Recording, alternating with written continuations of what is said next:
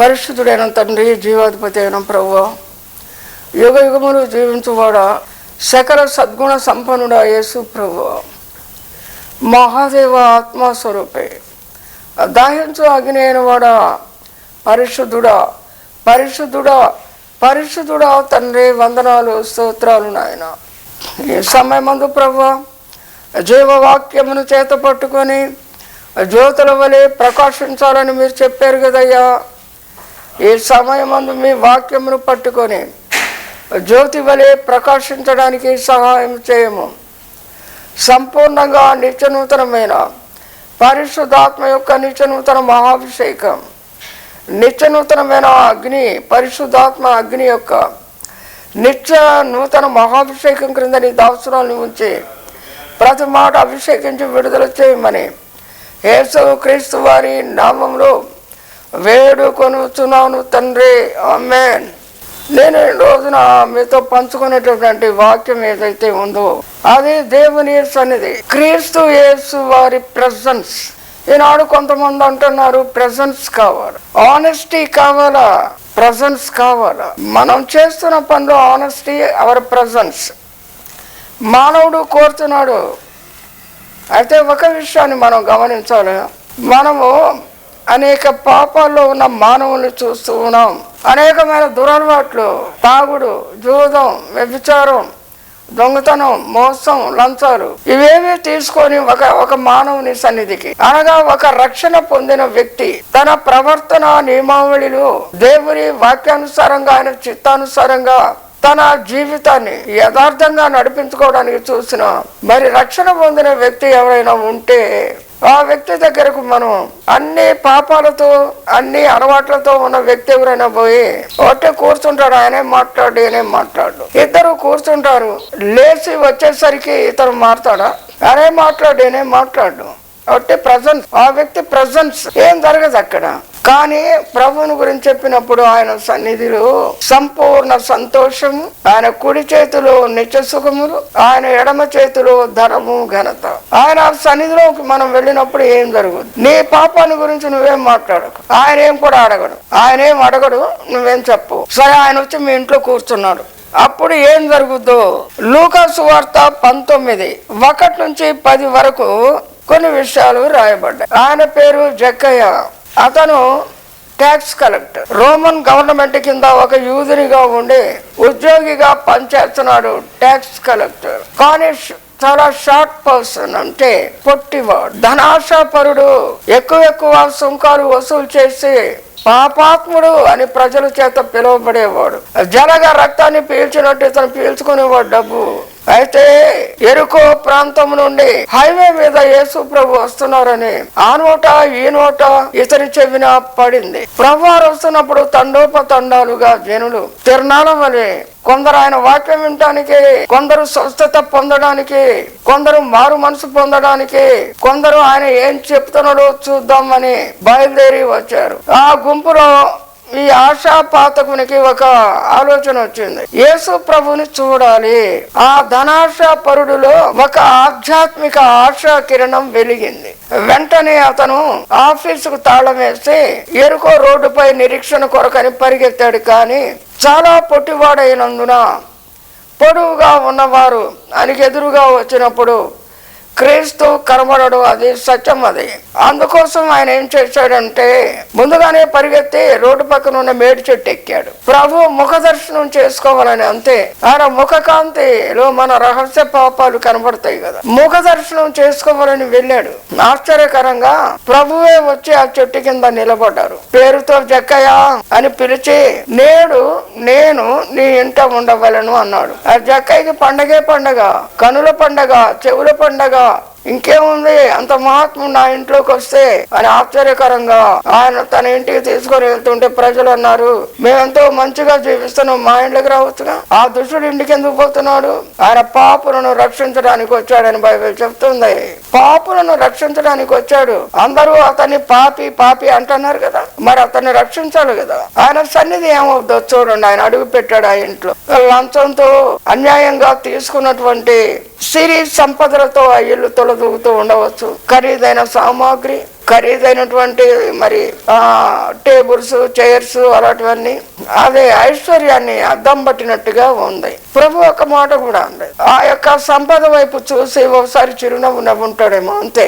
వెంటనే ఆయన సన్నిధిలో నుండి నీతిని గురించి, పాపమును గురించి, తీర్పును గురించి ఆత్మ బయలుదేరి అతన్ని తాకింది. ప్రభు ముఖకాంతిలో తనకి తన రహస్య పాపాలు గుర్తొస్తున్నాయి. దేవుని సన్నిధిలో తన పాపాలు తానే ఒప్పుకున్నాడు. తన పాపాలన్నీ తానే బహిరంగంగా క్రీస్తు దగ్గర ఒప్పుకుంటున్నాడు. ప్రభు, నీ పాపాలు ఒప్పుకో, ఈ డబ్బు ఎక్కడిది, ఎంత ఇల్లు కట్టావు, పొలం దగ్గర ఎంత తీసుకున్నావు, ఏం అడగలేదు ఆయన. నానేం అడగలేదు. Jesus is a gentle God, A gentle man, ఏం మాట్లాడలేదు. కానీ ఆయన సన్నిధి ఎలాంటిది? నీతిని గూర్చి, పాపమును గూర్చి, తీర్పును గురించి ఒప్పిస్తుంది. ఒప్పింపజేసి మనిషికి రక్షణ ఇస్తుంది, కుటుంబాలకు రక్షణ ఇస్తుంది. అప్పుడు ఆయన ఒప్పుకున్నాడు, అయ్యా అన్యాయంగా ఎవరి వద్ద తీసుకున్నాను వారికి 4 రెట్లు ఇస్తాను, ఈ ఆస్తిలో సగం బీదలకు ఇస్తాను అని దేవుడు చెప్పాడు. నువ్వు ఉన్నపాటున యేసు ప్రభు దగ్గరికి రా, ఒప్పిస్తాడో లేడో చూడు. ఇప్పుడు యేసు ప్రభు ఉన్నాడా అండి అని మీరు అనొచ్చు. నువ్వు నీ గదిలోకి వెళ్ళి తలుపు వేసుకొని నీ పాపాలు ఒప్పుకుంటుంటే ఆయన వస్తాడు, అక్కడికి వస్తాడు. నేను ఎన్నోసార్లు ఆ రకమైనటువంటి అనుభూతిని పొందిన వ్యక్తిని, ఆలోచన ద్వారా మాట్లాడతాడు. ఆ వెలుగు రూపంగా వచ్చాడు, వెలుగు, గొప్ప వెలుగు. మరి చూడండి, ఆయన సన్నిధిలోకి వస్తే మన జీవితం మారుతుంది. మనం అనుకోకుండా మనం ఒప్పుకుంటాం. భక్సింగ్ గారి సంగతి తెలుసుగా, స్నేహితులతో పాటు వెళ్ళి చర్చిలోకి ఎందుకు వెళ్ళాలా, మా దేవుడు కాదు అనుకున్నాడు. వాళ్ళు ఏం చేస్తే అదే చేద్దాంలే అనుకున్నాడు. ఎప్పుడైతే ఆయన మోకరించాడో దేవుని ఆత్మ అతని మీద దిగి అతను పాపాలన్నీ ఒప్పుకున్నాడు. ఆయన సన్నిధి అలా ఉంటది. దేవుని ఆలయంలో దేవుడున్నాడు, అక్కడికి వెళ్ళు మారాలనుకుంటే. అలాగే పాపాత్ములైన స్త్రీ లూకా 7వ అధ్యాయములో 31 నుంచి 50 వరకు ఆమె గురించి రాయబడ్డది. పాపాత్మురాలట. ఆమెను అందరూ పాపాత్మురాలు అనేవాళ్ళట. ఎవరు ప్రేమించరు, ఎవరు దగ్గరికి తీయరు. బహుశా ఆమె మరి ఇశ్రాయేలు స్త్రీ కాకపోవచ్చు, అయితే రాళ్లతో కొట్టేవాళ్ళేగా. అన్య స్త్రీ అయి ఉండొచ్చు, కాబట్టి ఆమె వ్యభిచారి అయి ఉండొచ్చు.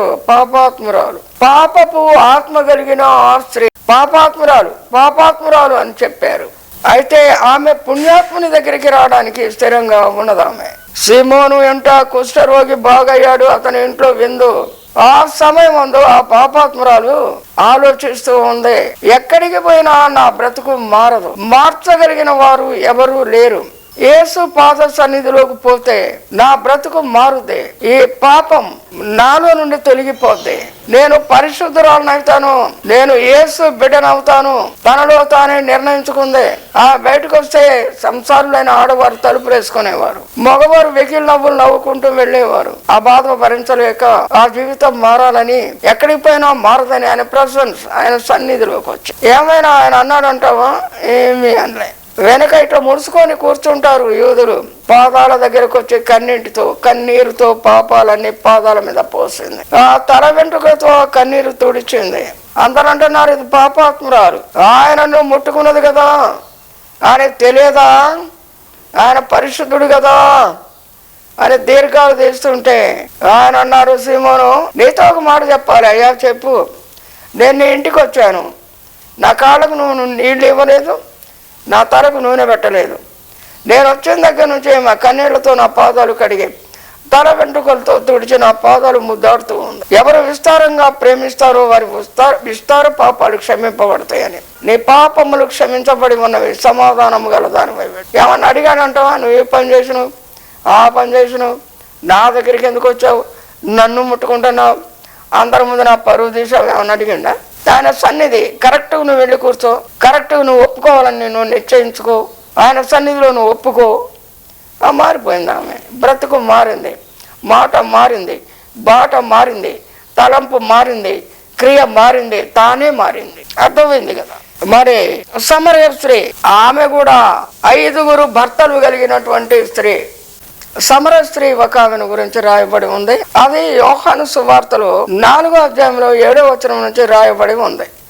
ఆమె సమరయ స్త్రీ అనగా నైతిక విలువలు లేకుండా జీవిస్తున్న ఒక స్త్రీ 5 పురుషుల్ని మార్చింది తన జీవితంలో. సమరయులైనా చాలా మంది ఆమెను మరి గురించి చెడుగా చెప్పుకునేవారు, ఆమెను గురించి తిరుగుబోతు కింద లెక్కేశారు.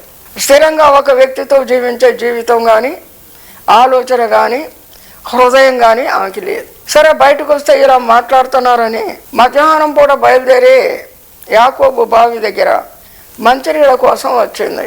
ప్రభువారు ఆమెను కలుసుకోవడానికి ఆయనకి తెలుసు, ఆమె ఎవరో చరిత్ర మొత్తం తెలుసు. అక్కడికి వస్తుందని తెలిసి ఆయన అక్కడ కూర్చున్నప్పుడు ఆమెను పలకరించాడు. ఆయన, అమ్మ కొన్ని మంచినీళ్ళు అమ్మా అమ్మా అన్నాడు. అయ్యా, మీరు యూదులు, మేము సమరయులు, మా నీళ్లు తాగరు కదా అంటే ఇప్పుడు అంటున్నారు మానవుల దేవుడు, మాది వాళ్ళ దేవుడు. అవునా?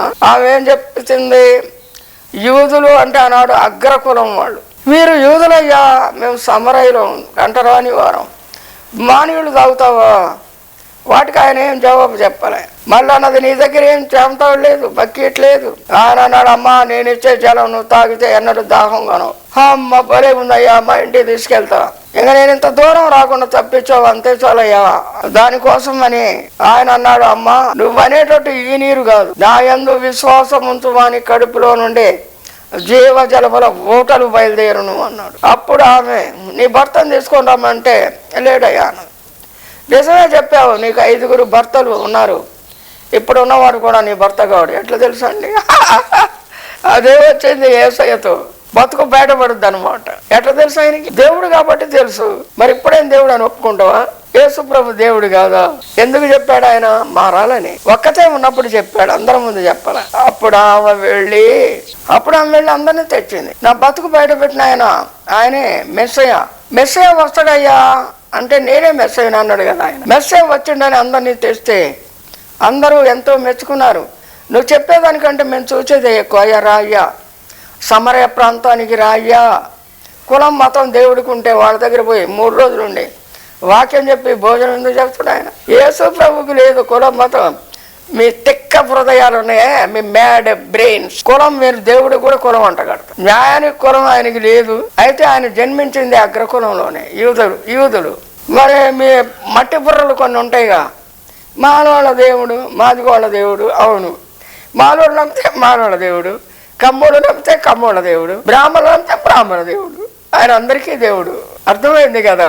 కాబట్టి ఆయన సన్నిధికి ఎవరు వచ్చినా, ఎంత పాపాత్ములు వచ్చినా నేను మారాలన్న ఉద్దేశంతో 1, 2 ఆయన మార్చగలడు అన్న విశ్వాసంతో, 2 ఇక ముందు నా జీవితం ఇలాగ ఉండదు అని నమ్మకంతో, 4 ఆయనే నిజమైన దేవుడు అన్న విశ్వాసంతో, ఇవన్నీ మూట కట్టుకొని నువ్వు వస్తే తప్పకుండా నువ్వు మారుతావు. ఆయన మారుస్తాడు. హృదయాలు మార్చే దేవుడు ఎక్కడన్నా ఉన్నాడా అండి?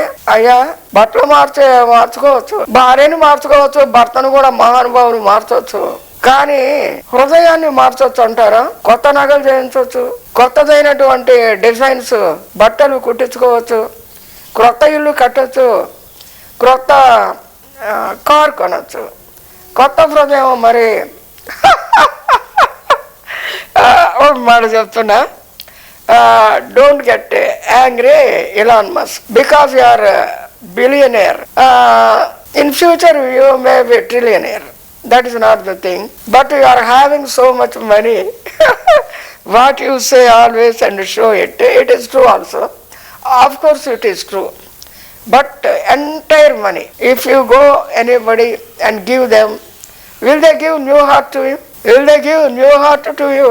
So new heart is essential. Not money, not fame, belonging to this universe. I never knew pretty well that you are reborn or not. If you are not reborn, go to Jesus and confess your sins, and you must agree that the money is belonging to Jesus, the mission is belonging to Jesus, the wisdom which I am having is by Jesus, from Jesus, for Jesus. Will you say so? I am only a human being. Today I will be, tomorrow I may not. Will you say that, Elon Musk? Yes, God bless you. ఈ రకంగా మనం నిన్నటి వారం కనుక దేని గురించి కూడా అతిశయపడక మనం బ్రతుకున్నప్పుడే ఆయన సన్నిధిలో మన పాపాలు ఒప్పుకున్నట్టయితే, ఆయన సన్నిధి వల్ల మానసుని నేరాలు ఎన్నడు. ఆయన నేరములు ఎంచని వాడు, ఘోరములను గురించి అడగని వాడు, పాపములు ఒప్పింపజేయవాడు, పాపిని క్షమించువాడు, పరలోకము చేర్చేవాడు. దేవుడు ఈ వాక్యమును దీవించునుగాక. ఆమేన్, హల్లెలూయా, హోసన్నా. God bless you. Let us meet coming days incoming days. God bless. పరిశుద్ధుడైన తండ్రి, ప్రతి ఒక్కరు మీ సన్నిధిని కోరునట్లుగా మీ సన్నిధిలో ఉన్న సంపూర్ణ సంతోషం, మీ కుడి చేతిలోని నిత్య సుఖములు, మీ ఎడమ చేతిలోని ధనము ఘనత, మీ రక్తం ద్వారా వచ్చే మారు మనసు పొందుదురుగాక. ప్రభు మీ అందరిని ఆశీర్వదించునుగాక. ఆమేన్. God bless.